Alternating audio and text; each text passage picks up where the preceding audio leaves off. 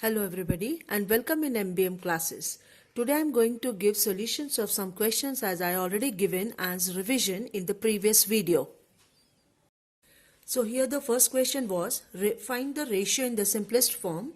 The first part is 1035 milliliters to 5 liter and 40 milliliter.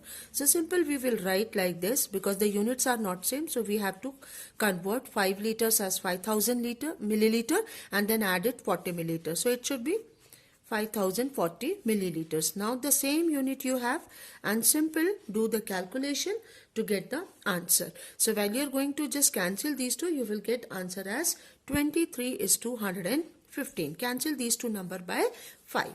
The second part is they are asking about the ratio of 35 days to 3 weeks. So here again the units are not same. 35 days and 3 weeks you can convert into days by multiplying 7 because 1 week is equal to 7 days. So 3 weeks equal to 3 into 7. Now it is total 21 days. So you can easily write 35 upon 3 into 7. Cancel this one. You will get 5:3. Simplest form of the ratio. 35 days to 3 weeks. Then the question number 2 was, here it is Mr. Sampath divides. It has already given total 5000 rupees was there. Total 5000 rupees was there. And the Mr. Sampath is divided this amount between two persons, Rakesh and Ritesh. So the ratio was 5:3. So how we are going to find out the share of each person? So what we are going to do? First we have to add. It should be 8. Then we will write Rakesh share will be 5 because the ratio of the Rakesh was 5 out of total. That means 8 of rupees 5000. So while you are going to cancel, 8 6 are 48, 8 2 are 16, 8 5 are 40. Then when you multiply, you will get answer as rupees 3125. Similarly, Ritesh share will be, the ratio of that particular person is 3. So it is 3/8 into 5000. Again you will get the same answer after dividing 5000 by 8. Then multiply these two number to get answer as 1875. But the question they were asking, find the difference between these two amounts. So we will find out difference. So that you will subtract these two. You will get answer as rupees 1250. This is your final answer as per question. Then the question number 3 was, which ratio is greater, 4:7 or 3:2? That means they are asking 4:7 greater or 3:2. Which one is greater here? For that, what you are going to see that the denominator of these two numbers are not same. So make the numbers same by taking LCM. So I am taking LCM of 7 and 2, that is 14. So we need to multiply 2 here to make this number as 14 and here also 2. Similarly, in the next number 3/2 was already there.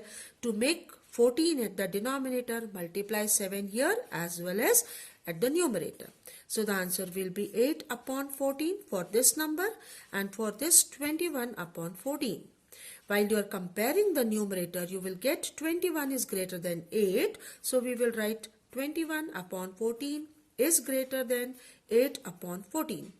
So 21/14 is for 3/2. So we can easily write 3:2 is greater than 4:7. So this is your answer. Similarly, you can do fourth one, in which they are asking if the ratio of 1 dozen ball pen to 1 dozen pencil is 31:9. Okay, and they want to know what is antecedent if the consequent is 18. First of all, always remember whatever but the number in the ratio form they have given in the numerator part, that is called antecedent. Always remember.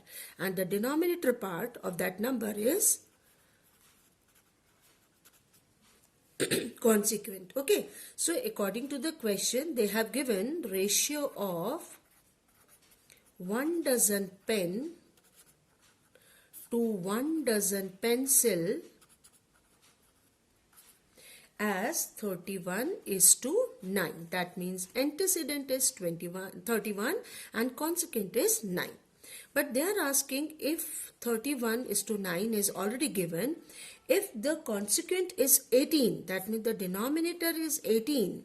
So what is the antecedent for that number? It means we can easily write this number. 31 upon 9 is already given. To make 18, we need to multiply 2 in the denominator. At the same moment, we will multiply 2 here also. So the answer will be, multiply 31 with 2, it is 62. So answer is 62. This is antecedent. Clear? According to the question number 5, they were asking, there are two formulas and the question was which one is the correct. So here the cost of one article is equals to cost of given number of articles divided by number of articles. For example, let us suppose cost price of 11 pence is equals to rupees 110. So what is cost price of 1 pen? If the question is like this, simple, we will use this formula to find out the cost of 1 pen is equal to, already it has given the cost price of 11 pence. So we will write 110 divided by number of article. That means 11 pen was there. So we have to divide by 11. So the answer will be 10. That means rupees 10 will be the price of 1 pen. Got it? So this formula is correct. Then the question number 6, they said if A, B, C are set to continued proportion. A, B, C are continued proportion. It means here the B is called, the question is B is called dash. So B is called mean proportional, mean proportion, okay? Or we can say geometric mean. Or we can say geometric mean, either mean proportion or geometric mean. These two were the answer because in the question it has given this or this. So you can write mean proportion or geometric mean. Then the 7th one, they are asking are 18, 72 and 288 in continued proportion? They are asking. Okay, for that you are going to repeat this middle number 2 times. Okay, so either you can write 18 is to 72 and 72 is to 288 like this. For continued proportion they remain same, then only you will say yes, these are in continued proportion. Either in this way, then convert into lowest form, check it. Here it is 1 is to 4 and while you are going to write this also it is 1 is to 4. Okay, so the ratios are same in both the cases in the simplest form. So we are going to say yes, they are in continued proportion. Okay, this one. Or you can write, or that means one more method you have it. You can use B square equal to AC. This formula also you can use, where B is the center number, middle number. So you can write 72 square.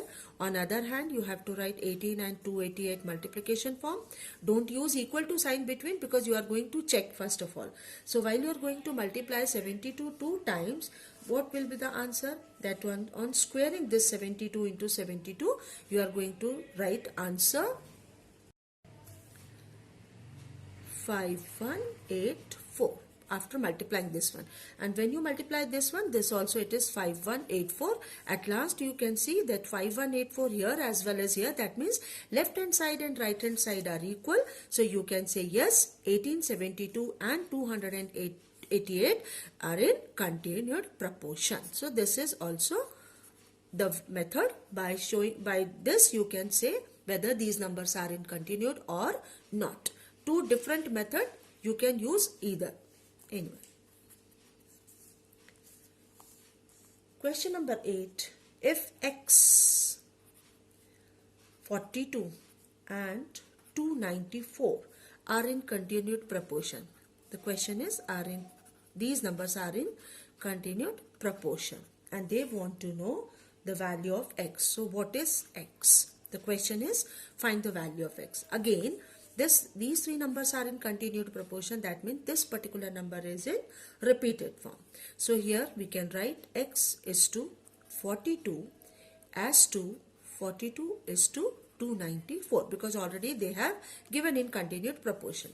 So you can do by product of means and product of extremes.